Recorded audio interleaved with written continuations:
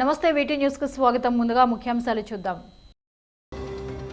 శ్రీవారి దర్శనార్థం తిరుమల వచ్చిన రాష్ట్రపతి రామ్నాథ్ కోవింద్, ప్రథమ పౌరుడికి ఘన స్వాగతం పలికిన గవర్నర్ బిశ్వభూషణ్ హరిచందన్, ముఖ్యమంత్రి జగన్. రాష్ట్రపతి పర్యటన నేపథ్యంలో రేణిగుంట నుంచి తిరుమల వరకు హై అలర్ట్.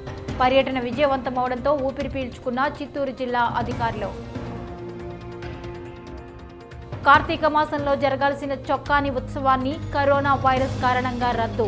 ఈ నెల 29న జరగాల్సిన ఉత్సవాన్ని రద్దు చేస్తున్నట్లు ప్రకటించిన శ్రీకాళహస్తి ఆలయ అధికారులు. శ్రీకాళహస్తిలో ప్లాస్టిక్ కవర్ల వాడకంపై ఉక్కుపాదం మోపుతున్న మున్సిపల్ అధికారులు. నిబంధనలకు వ్యతిరేకంగా ప్లాస్టిక్ కవర్లు అమ్ముతున్న వారికి భారీగా జరిమానాలు వడ్డన. నైరుతి బంగాళాఖాతంలో ఏర్పడిన అల్పపీడనం తుఫానుగా మార్పు. నెల్లూరు, చిత్తూరు జిల్లాలకు తుఫాన్ హెచ్చరికలు జారీ చేసిన వాతావరణ శాఖ.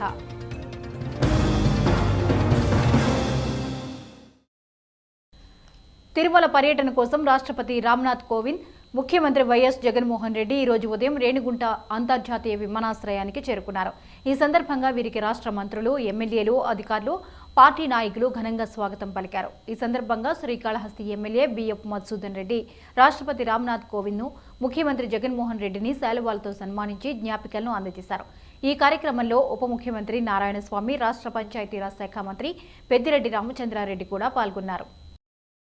కరోనా కారణంగా అన్ని ఉత్సవాలు, జాతరలు, ఆధ్యాత్మిక కార్యక్రమాలు కూడా రద్దవుతున్నాయి. ఈ నేపథ్యంలో కార్తీక మాసంలో జరిగే చొక్కాని ఉత్సవాన్ని కూడా శ్రీకాళహస్తి దేవస్థానం అధికారులు రద్దు చేశారు. ఈ నెల 29వ తేదీన చొక్కాని సందర్భంగా ఉత్సవాన్ని నిర్వహించడం లేదని శ్రీకాళహస్తీశ్వర స్వామి దేవస్థానం అధికారులు ప్రకటించారు. ఆలయంలోని అలంకార మండపంలో ఏకాంతంగా నిర్వహిస్తామని, భక్తులెవరూ పాల్గొనకూడదని ఆంక్షలు విధించారు. కార్తీక మాసంలో వచ్చే పౌర్ణమి సందర్భంగా చొక్కాని ఉత్సవాన్ని దేవస్థానం ఘనంగా నిర్వహిస్తోంది. ఆలయ ఆవరణలోని చొక్కాని మండపం వద్ద తాటి చెట్టును ఏర్పాటు చేసి పైన దీపాన్ని వెలిగించి తాటి చెట్టును కాల్చి ఉత్సవాన్ని నిర్వహించడం ఆనవాయితీగా ఉంది. దీనినే కార్తీక దీపమని, తిరువణ్ణామలై జ్యోతి అని కూడా అంటారు. అయితే కరోనా వైరస్ కారణంగా ఏకాంతంగా నిర్వహించాలని అధికారులు నిర్ణయించారు. శ్రీకాళహస్తీశ్వర ఆలయంలో సోమవారం రాత్రి ప్రత్యేక కార్యక్రమం జరిగింది. ఆలయంలోని అలంకార మండపంలో స్వామి, అమ్మవార్ల ఉత్సవ మూర్తులకు ప్రత్యేకంగా దీపారాధన నిర్వహించారు అర్చకులు. ఉత్సవ మూర్తులను వివిధ రకాల పూలతో, ఆభరణాలతో అలంకరించి ప్రత్యేక దీపారాధన నిర్వహించారు. ధూపదీప నైవేద్యాలు సమర్పించారు. కార్తీక మాసం సోమవారం సందర్భంగా ఈ కార్యక్రమాన్ని ఏర్పాటు చేశారు.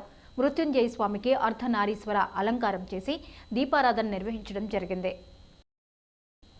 తొట్టంబేడు మండలం పొయ్య గ్రామంలో నూతనంగా నిర్మించిన విజయ గణపతి ఆలయానికి ఈరోజు కుంభాభిషేకం ఘనంగా జరిగింది. స్థానిక ఎమ్మెల్యే బిఎఫ్ మధుసూదన్ రెడ్డి సతీమణి శ్రీవాణి కార్యక్రమానికి ముఖ్య అతిథిగా విచ్చేశారు. ఈ సందర్భంగా అర్చకులు, పురోహితులు కార్యక్రమాలను నిర్వహించారు. విజయ గణపతికి ప్రత్యేక అభిషేకాలు నిర్వహించి అలంకారం చేసి నైవేద్యం సమర్పించారు. స్థానికులే కాకుండా సమీప గ్రామాల ప్రజలు కూడా కార్యక్రమంలో పాల్గొన్నారు. ప్రభుత్వం నిషేధించిన ప్లాస్టిక్ కవర్లను విక్రయిస్తున్న వ్యాపారులకు మున్సిపాలిటీ అధికారులు భారీ జరిమానా విధించారు. పట్టణంలోని ఆర్టీసీ బస్టాండ్ వద్ద దుకాణాల్లో మున్సిపల్ సిబ్బంది తనిఖీ చేయగా 57 కిలోల కవర్లు బయటపడ్డాయి. దీనిపై కమిషనర్ శ్రీనివాస్ తీవ్రస్థాయిలో మండిపడ్డారు. ప్లాస్టిక్ను నిషేధించాలని ప్రభుత్వం ఎన్ని చర్యలు తీసుకుంటున్నా కొందరు విక్రయిస్తున్నారని అన్నారు. ఈ సందర్భంగా వ్యాపారికి 7,500 రూపాయల జరిమానా విధించారు. అంతేకాకుండా మరోసారి ప్లాస్టిక్ కవర్లు విక్రయిస్తే దుకాణం లైసెన్స్ రద్దు చేస్తామని కూడా హెచ్చరించారు. చిత్తూరు మాజీ ఎమ్మెల్యే సత్యప్రభ సంతాప సభ పట్టణంలోని టీడీపీ కార్యాలయంలో జరిగింది. పార్టీ పట్టణ కమిటీ అధ్యక్షుడు విజయ్ కుమార్ నాయుడు ఆధ్వర్యంలో జరిగిన సంతాప సభ కార్యక్రమంలో సత్యప్రభ చిత్రపటానికి పూజలు చేసి నివాళులర్పించారు. ఎమ్మెల్యేగా ఆమె చేసిన అభివృద్ధి కార్యక్రమాలను నాయకులు వివరించారు. అంతేకాకుండా తెలుగుదేశం పార్టీ జాతీయ ఉపాధ్యక్షురాలిగా ఆమె పార్టీకి సేవలందించారని తెలిపారు. ఈ కార్యక్రమంలో పార్టీ నాయకులు, కార్యకర్తలు పాల్గొన్నారు. మంచి నీతి నిజాయితీతో కూడుకున్న రాజకీయాలు చేసి ప్రతి ఒక్కరిని ఆదుకున్న కుటుంబం ఏదైనా ఈ జిల్లాలో ఉండదురా అంటే కాళహస్తిలో బొజ్జల గోపాలకృష్ణారెడ్డి గారు, మరియు చిత్తూరులో డీకే ఆదికేశవ నాయుడు గారు, సత్యప్రభమ్మ గారు. వాళ్ళు స్థిరంగా బెంగళూరులో ఉన్న వ్యాపారరీత్యా బాగా గొప్ప మనసు కలిగిన వాళ్ళు, ప్రతి ఒక్కరికి సహాయం చేసేవాళ్ళు. ఒక ట్రస్ట్ని ఏర్పాటు చేసి ఎన్నో వేల మందికి ఎన్నో కోట్ల రూపాయలు కూడా సహాయం చేసిన మహోన్నతమైన వ్యక్తులు డీకే ఆదికేశవ నాయుడు గారు, సత్యప్రభ గారు. శ్రీకాళహస్తి నియోజకవర్గంలోని ఏర్పేడు మండలం చిత్రపటం చింతలపాలెం షికారీల భూ వివాదం రాజధానికి చేరుకుంది. గత 3 నెలలకు పైగా జరుగుతున్నా అధికారులు పట్టించుకోలేదు. దీంతో షికారీలు రాజధానికి వెళ్లి ప్రభుత్వ కార్యదర్శి ప్రవీణ్ ప్రకాష్ను కలిశారు. ఏర్పేడు మండలం చింతలపాలెం పంచాయతీలోని మరాఠీపాలెంలో గత 3 నెలలకు పైగా భూ వివాదం రాజుకుంటోంది. ఈ సందర్భంగా మరాఠీపాలెంకు చెందిన చిన్న బబ్లు హత్యకు గురయ్యాడు. స్థానికుల భూములను కబ్జా చేయడానికి రియల్ ఎస్టేట్ వ్యాపారులు ప్రయత్నిస్తున్నారు. అయితే రెవెన్యూ, పోలీస్ అధికారులు ఎవ్వరూ సంఘటనా స్థలానికి రావడం లేదు. ఇప్పటికే పలుసార్లు ఘర్షణలు, వాదోపవాదాలు జరిగాయి. తహసీల్దార్ మొదలు జిల్లా కలెక్టర్ వరకు స్థానికులు ఫిర్యాదు చేశారు. అయితే ఎవరూ స్పందించలేదనే ఆవేదనతో విజయవాడ వెళ్లి ప్రభుత్వ కార్యదర్శి ప్రవీణ్ ప్రకాష్కు ఈరోజు మొరపెట్టుకున్నారు. ఈ సందర్భంగా ఆయన జిల్లా కలెక్టర్తో కూడా సంప్రదించారు. వీలైనంత త్వరగా వివాదాన్ని పరిష్కరిస్తామని హామీ ఇచ్చినట్లు మరాఠీపాలెంకు చెందిన పరశునాథ్ తెలిపారు. భూములకు సంబంధించిన రికార్డులను రవిప్రకాష్కు అందజేశానని, ఆయన అన్నింటినీ పరిశీలించి న్యాయం చేస్తారని హామీ ఇచ్చినట్లు తెలిపారు.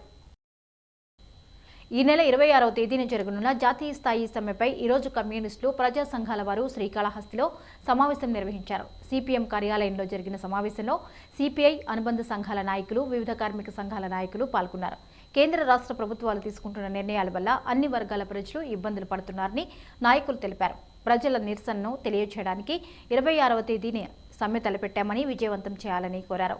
కరోనా సమయంలో ప్రభుత్వం తీసుకున్న నిర్ణయం వల్ల ప్రజలు మరిన్ని ఇబ్బందులు పడ్డారని తెలిపారు. సమ్మెను విజయవంతం చేయడానికి అనేక కార్యక్రమాలు నిర్వహిస్తున్నామని, ప్రజలు సహకరించాలని కోరారు. సమావేశంలో మణి, గురవయ్య, భారతి, రవి తదితరులు పాల్గొన్నారు. గత 4 నెలలుగా శ్రీకాళహస్తి ప్రాంతంలో వర్షాలు పడుతున్నాయి. వర్షాల వల్ల చెరువులు, కుంటలు నిండాయి. జలాశయాలు కూడా జలకళను సంతరించుకున్నాయి. కొండ కోనల్లో జలపాతాలు తిరిగి పారుతున్నాయి. ఈ సందర్భంగా కైలాసగిరిలోని కాలభైరవ కోనలో కూడా జలపాతం పారుతోంది. ప్రస్తుతం కురుస్తున్న వర్షాల వల్ల శ్రీకాళహస్తి ప్రాంతంలోని చెరువులు, జలాశయాలు నిండుతున్నాయి. కైలాసగిరిలోని జలపాతాలు తిరిగి పారుతున్నాయి. శ్రీకాళహస్తి మండలం వేడం గ్రామానికి సమీపంలో ఉన్న భైరవ కోన కూడా భక్తులను కనువిందు చేస్తోంది. కాలభైరవ స్వామి ఆలయానికి సమీపంలోని తేనెపురీశ్వర శివలింగం ఉంది. కొండలపై నుంచి జాలువారే జలపాతం నేరుగా శివలింగాన్ని అభిషేకం చేస్తుంది. అయితే నీటి ఉధృతి తక్కువగా ఉండడంతో దేవస్థానం అధికారులు పైపు ఏర్పాటు చేశారు. ఏడాది తర్వాత వర్షం నీళ్లు శివలింగంను నేరుగా అభిషేకిస్తున్నాయి. కార్తీక మాసం కావడంతో జలపాతంలో స్నానం చేయడానికి భక్తులు ఈ ప్రాంతానికి వస్తున్నారు. చుట్టూ కొండలు, ఎత్తైన చెట్లతో వాతావరణం ఆహ్లాదంగా ఉంటుంది. మంగళవారం, పౌర్ణమి, అమావాస్య రోజుల్లో భక్తులు విశేషంగా విచ్చేస్తున్నారు. భారత రాష్ట్రపతి రామ్నాథ్ కోవింద్ ఈరోజు తిరుమల వచ్చారు. కుటుంబ సభ్యులతో పాటు శ్రీవారి దర్శనార్థం రేణిగుంట వచ్చిన రాష్ట్రపతికి ముఖ్యమంత్రి జగన్మోహన్ రెడ్డితో పాటు పలువురు మంత్రులు ఘన స్వాగతం పలికారు. సుమారు 6 గంటలకు పైగా చిత్తూరు జిల్లాలో గడిపిన రాష్ట్రపతి పర్యటన విజయవంతం అవడంతో జిల్లా అధికారులు ఊపిరి పీల్చుకున్నారు. తిరుమల శ్రీవారిని రాష్ట్రపతి రామ్నాథ్ కోవింద్ దర్శించుకున్నారు. ఉదయం 9:45 చెన్నై ఎయిర్పోర్ట్ నుండి వైమానిక దళ ప్రత్యేక విమానంలో రేణిగుంటకు వచ్చారు రాష్ట్రపతి. గవర్నర్ బిశ్వభూషణ్ హరిచందన్, ముఖ్యమంత్రి జగన్మోహన్ రెడ్డి రాష్ట్రపతి రామ్నాథ్ కోవింద్కు ఘన స్వాగతం పలికారు. ముఖ్యమంత్రితో పాటు ఉప ముఖ్యమంత్రి నారాయణస్వామి, ఐటీ పరిశ్రమల శాఖ మంత్రి మేకపాటి గౌతమ్ రెడ్డి రాష్ట్రపతికి స్వాగతం పలికారు. కాసేపు విరామం తర్వాత అక్కడి నుండి బయలుదేరి తిరుచానూరు శ్రీ పద్మావతి అమ్మవారి ఆలయం చేరుకున్నారు రాష్ట్రపతి. టీటీడీ అధికారులు భారత ప్రథమ పౌరుడికి ఘన స్వాగతం పలికారు. అనంతరం టీటీడీ చైర్మన్ వైవి సుబ్బారెడ్డి దగ్గరుండి అమ్మవారి దర్శనం చేయించారు. దర్శనం అనంతరం రోడ్డు మార్గం ద్వారా తిరుమల పద్మావతి అతిథి గృహం చేరుకున్నారు. రాష్ట్రపతి రామ్నాథ్ కోవింద్ తిరుపతి అర్బన్ పోలీసులు ఏర్పాటు చేసిన వందనం స్వీకరించిన అనంతరం పద్మావతి అతిథి గృహంలో కాసేపు విశ్రాంతి తీసుకున్నారు రాష్ట్రపతి. మధ్యాహ్నం 1 గంట సమయంలో పద్మావతి అతిథి గృహం నుంచి నేరుగా వరాహస్వామి ఆలయం చేరుకున్నారు. వరాహస్వామిని దర్శించుకుని అక్కడి నుండి బ్యాటరీ వాహనం ద్వారా శ్రీవారి ఆలయ మహాద్వారం వద్దకు చేరుకున్నారు రాష్ట్రపతి. అనంతరం టీటీడీ అధికారులు రామ్నాథ్ కోవింద్కు ఇఫ్టికాఫల్ స్వాగతం పలికారు. అనంతరం దగ్గరుండి స్వామివారి దర్శనం చేయించిన అనంతరం తిరిగి పద్మావతి అతిథి గృహం చేరుకున్నారు రాష్ట్రపతి. కాసేపు విరామం అనంతరం తిరిగి మధ్యాహ్నం 3 గంటలకు తిరుమల నుండి బయలుదేరి రేణిగుంట విమానాశ్రయం చేరుకున్నారు రాష్ట్రపతి. కాసేపు విరామం అనంతరం 3:50 వైమానిక దళం ప్రత్యేక విమానంలో రేణిగుంట విమానాశ్రయం నుంచి అహ్మదాబాద్కు రాష్ట్రపతి బయలుదేరారు. ఎటువంటి అవాంఛనీయ సంఘటనలు జరగకుండా రాష్ట్రపతి పర్యటన విజయవంతం అవడంతో ఊపిరి పీల్చుకున్నారు చిత్తూరు జిల్లా ఉన్నతాధికారులు. భారత రాష్ట్రపతి రామ్నాథ్ కోవింద్ తిరుపతి పర్యటన నేపథ్యంలో ముఖ్యమంత్రి జగన్, గవర్నర్ బిశ్వభూషణ్ హరిచందన్ ఈ రోజు రేణిగుంట విమానాశ్రయానికి వచ్చారు. రాష్ట్రపతి రేణిగుంట విమానాశ్రయానికి వచ్చిన వెంటనే ముఖ్యమంత్రి జగన్మోహన్ రెడ్డి ఆయనకు ఘన స్వాగతం పలికారు. కాసేపు పరిచయ కార్యక్రమం జరిగిన అనంతరం రాష్ట్రంలో తాజా పరిస్థితులను ముఖ్యమంత్రి జగన్ నుంచి రాష్ట్రపతి అడిగి తెలుసుకున్నారు. సుమారు 45 నిమిషాల పాటు రాష్ట్రపతి పర్యటనలో పాల్గొన్న ముఖ్యమంత్రి జగన్ తిరిగి నేరుగా అక్కడి నుండి విజయవాడ విమానాశ్రయానికి బయలుదేరారు. అయితే రాష్ట్రపతి పర్యటనలో మంత్రులు నారాయణస్వామి, గౌతమ్ రెడ్డి దగ్గరుండి అన్ని ఏర్పాట్లను పర్యవేక్షించారు. ఆంధ్రప్రదేశ్ ముఖ్యమంత్రి జగన్మోహన్ రెడ్డి మరో అరుదైన గౌరవాన్ని సొంతం చేసుకున్నారు. ప్రపంచవ్యాప్తంగా ప్రత్యేక గుర్తింపు కలిగిన ట్రెండ్ చెక్ బ్రాండ్స్ సంస్థ చేపట్టిన సర్వేలో అత్యంత ప్రజాదరణ కలిగిన నేతగా నిలిచారు. ఈ ఏడాది ఆగస్టు నుంచి అక్టోబర్ వరకు ట్విట్టర్, గూగుల్, యూట్యూబ్ లాంటి సోషల్ మీడియాలో హల్చల్ చేసిన వ్యక్తుల్లో ప్రధాని నరేంద్ర మోడీ తొలి స్థానంలో నిలవగా ముఖ్యమంత్రి జగన్మోహన్ రెడ్డి రెండవ స్థానంలో నిలిచారు. దీని ప్రకారం 2171 ట్రెండ్స్తో ప్రధాని మోదీ తొలి స్థానంలో నిలవగా 2137 ట్రెండ్స్తో ఏపీ ముఖ్యమంత్రి జగన్ రెండవ స్థానంలో నిలిచారు. ఇక ఆ తరువాత మమతా బెనర్జీ, రాహుల్, సోనియా గాంధీలు నిలిచారు. శతాబ్దాల క్రితం తెలుగు నేలను కొంతకాలం ఏలిన విజయనగర సామ్రాజ్య రాజధాని చంద్రగిరి కోటకి పూర్వ వైభవం తీసుకుని రానుంది తుడా. చంద్రగిరి ఎమ్మెల్యే తుడా చైర్మన్ చెవిరెడ్డి భాస్కర్ రెడ్డి ఆదేశాల మేరకు చంద్రగిరి కోటను పరిశీలించిన అధికారుల బృందం అభివృద్ధి కార్యక్రమాలపై దృష్టి సారించారు. చంద్రగిరి కోటకి పూర్వ వైభవం తీసుకుని రానుంది ప్రభుత్వం. విజయనగర సామ్రాజ్యం చివరి రాజధానిగా చరిత్రలో నిలిచిన చంద్రగిరి కోట గత ప్రభుత్వాల నిర్లక్ష్యం కారణంగా తన ప్రభావాన్ని కోల్పోతోంది. ఈ నేపథ్యంలోనే చంద్రగిరి ఎమ్మెల్యే చెవిరెడ్డి భాస్కర్ రెడ్డి చంద్రగిరి కోటను మరింత అభివృద్ధి చేయాలని నిర్ణయించారు. ఈ మేరకు తిరుపతి నగరపాలక సంస్థ సహకారంతో కోటను మరింత అభివృద్ధి చేసి పర్యాటకులను ఆకర్షించాలని నిర్ణయించారు. చంద్రగిరి కోట మార్గం, లైటింగ్ షో, గార్డెన్లను మరింత అభివృద్ధి చేయాలని తుడా నిర్ణయించింది. ఈ మేరకు కూడా అధికారులు బృందం చంద్రగిరి కోట పరిశీలించింది. తుడా అధికారి Harikrishna, secretary Lakshmi, DE Ravindra, Chandragiri MPDO Radhamma, panchayat కార్యదర్శి గిరిధర్ రెడ్డి కోటను పరిశీలించారు. గతంలో కోట్ల రూపాయలతో ప్రారంభించిన లైటింగ్ షో చిన్న పొరపాట్ల వల్ల ప్రస్తుతం పనిచేయకపోవడాన్ని గుర్తించారు. దీనితో పాటు కోట పరిసరాల్లో నూతనంగా ఏర్పాటు చేయాల్సిన పలు అభివృద్ధి కార్యక్రమాలను గుర్తించారు. వీటన్నింటినీ ప్రభుత్వ ఉన్నతాధికారులతో చర్చించి త్వరలోనే ఎస్టిమేషన్ తయారు చేసే పనిలో ఉన్నారు తుడా అధికారులు. 12 ఏళ్లకు ఒకసారి వచ్చే తుంగభద్ర పుష్కరాలు ఘనంగా జరుగుతున్నాయి. కోవిడ్ నిబంధనలు లోబడి పవిత్ర స్నానాలు చేస్తున్న భక్తులు తమ మొక్కులు తీర్చుకుంటున్నారు. ఇక తుంగభద్ర నది పరివాహక ప్రాంతాల్లో ఏర్పాటు చేసిన ఘాట్లలో ప్రత్యేక పారిశుద్ధ్య కార్యక్రమాలు నిర్వహిస్తున్నారు కర్నూలు జిల్లా అధికారులు. ప్రతిరోజు సాయంత్రం తుంగభద్ర నదికి ఇస్తున్న హారతులు విశేషంగా ఆకట్టుకుంటున్నాయి. తుంగభద్ర నదిలో భక్తులు పవిత్ర స్నానాలు కొనసాగుతున్నాయి. దేశ విదేశాల నుంచి వస్తున్న పలువురు భక్తులకు ఇబ్బందులు కలగకుండా కర్నూలు జిల్లా అధికారులు ప్రత్యేక జాగ్రత్త చర్యలు తీసుకున్నారు. పుష్కరాల కోసం కర్నూలు జిల్లాలోని మంత్రాలయం, కర్నూలు, ఎమ్మిగనూరు, కోడుమూరు, నందికొట్కూరు నియోజకవర్గాల్లో మొత్తం 23 పుష్కర ఘాట్లను అధికారులు ఏర్పాటు చేశారు. ఇక కర్నూలు నగరంలోని సంకల్బాగ్ ఘాట్లో తుంగభద్ర నదికి ప్రతిరోజు హారతులు సమర్పిస్తున్నారు. ఈ హారతులను దర్శించడానికి భక్తులతో పాటు స్థానికులు పెద్ద ఎత్తున పాల్గొన్నారు. బిల్వపత్రము పరమేశ్వరుడికి ప్రీతి ఎగుట చేత ఈ బిల్వహారతిని దర్శించుకునట వల్ల 3 జన్మలలో చేసిన పాపములు తొలగిపోవును.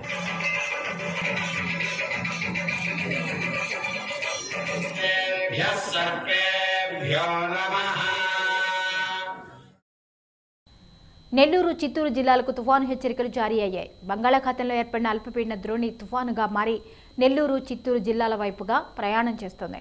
ఇప్పటికే దీని ప్రభావంతో జిల్లాలో వాతావరణం మార్పు చెందింది. ఈ నేపథ్యంలోనే రానున్న 24 గంటల్లో అప్రమత్తంగా ఉండాలని హెచ్చరించింది వాతావరణ శాఖ. నైరుతి బంగాళాఖాతం మరియు దానిని ఆనుకుని ఉన్న ఆగ్నేయ బంగాళాఖాతం ప్రాంతాల్లో అల్పపీడనం కొనసాగుతోంది. రాగల 24 గంటల్లో ఇది నైరుతి బంగాళాఖాతంలో వాయుగుండంగా మారే అవకాశం ఉంది. అనంతరం మరో 24 గంటల్లో తుఫానుగా మారే అవకాశం ఉందని వాతావరణ శాఖ వెల్లడించింది. దీని ప్రభావంతో ఆంధ్రప్రదేశ్లోని పలు ప్రాంతాల్లో భారీ వర్షాలు కురుస్తాయని తెలిపింది. ఈ తుఫాను వాయవ్య దిశగా పయనించి తమిళనాడు, పుదుచ్చేరి తీరాల వద్ద కరైకల్, మహాబలిపురంల మధ్య రేపు మధ్యాహ్నం తీరం దాటే అవకాశం ఉంది. దీని కారణంగా ఉత్తర కోస్తాంధ్రాల్లో తేలికపాటి నుండి ఒక మోస్తరు వర్షాలు 1 లేక 2 చోట్ల కురిసే అవకాశం ఉంది. దక్షిణ కోస్తా ఆంధ్రాలో ఉరుములు, మెరుపులతో పాటు తేలికపాటి నుండి ఒక మోస్తరు వర్షాలు కురిసే అవకాశం ఉంది. ఇక చిత్తూరు, నెల్లూరు జిల్లాల్లో భారీ వర్షాలు కురిసే అవకాశం ఉంది. ఈ నేపథ్యంలోనే జిల్లా యంత్రాంగాలు అప్రమత్తమవుతున్నాయి. దేశ రాజధాని న్యూఢిల్లీలో కరోనా విలయతాండవం చేస్తుంది. నిత్యం వందల సంఖ్యలో కొత్త కేసులు నమోదవుతూనే ఉన్నాయి. వైరస్ వ్యాప్తిని అరికట్టడానికి ఎన్ని చర్యలు తీసుకుంటున్నా కొందరి నిర్లక్ష్యం వల్ల వైరస్ మరింత వ్యాప్తి చెందుతుంది. ఈ నేపథ్యంలోనే మాస్కులు లేకుండా తిరిగే వారిని 24 గంటలు జైలుకు పంపుతున్నారు ఢిల్లీ అధికారులు. చైనాలో ప్రారంభమైన కరోనా వైరస్ ప్రపంచవ్యాప్తంగా పెను అలజడులను సృష్టించింది. ఈ వైరస్ ధాటికి అగ్ర దేశాలు సైతం అల్లాడిపోయాయి. ప్రస్తుతం వైరస్ ఉధృతి కాస్త తగ్గినప్పటికీ కొన్ని దేశాల్లో మాత్రం రెండవ దశ కోవిడ్ విజృంభిస్తోంది. మన దేశంలోనూ న్యూఢిల్లీ, కేరళలో కరోనా వైరస్ కేసులు ఎక్కువగా కొనసాగుతున్నాయి. ఢిల్లీలో అయితే పరిస్థితి మరీ దారుణంగా తయారైంది. ప్రతిరోజు నమోదవుతున్న కేసులకు కేజ్రీవాల్ సర్కార్ తలలు పట్టుకుంటోంది. ఈ నేపథ్యంలోనే న్యూఢిల్లీలో మరోసారి సంపూర్ణ లాక్డౌన్ విధిస్తారనే వార్తలు ప్రచారంలో ఉన్నాయి. అయితే వైరస్ ఉధృతి తగ్గించడానికి ప్రభుత్వం పటిష్టమైన చర్యలు తీసుకుంటుంది. తాజాగా న్యూఢిల్లీ వీధుల్లో మాస్కులు లేకుండా తిరిగే వారిని పోలీసులు అరెస్ట్ చేస్తున్నారు.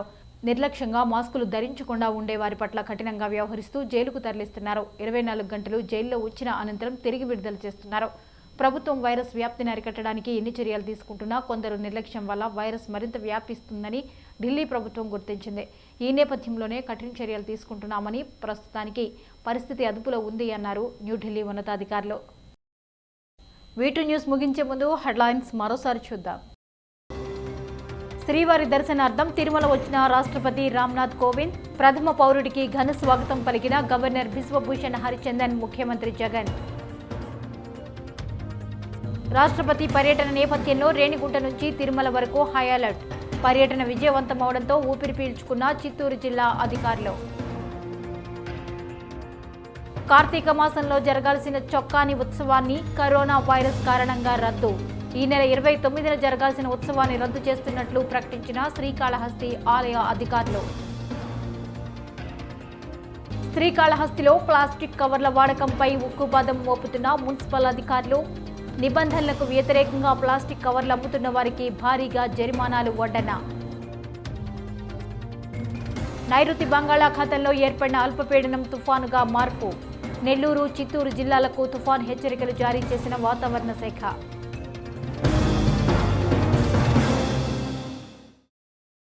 ఇవి వీటి న్యూస్ అప్డేట్స్. మరిన్ని అప్డేట్స్తో మళ్ళీ కలుద్దాం.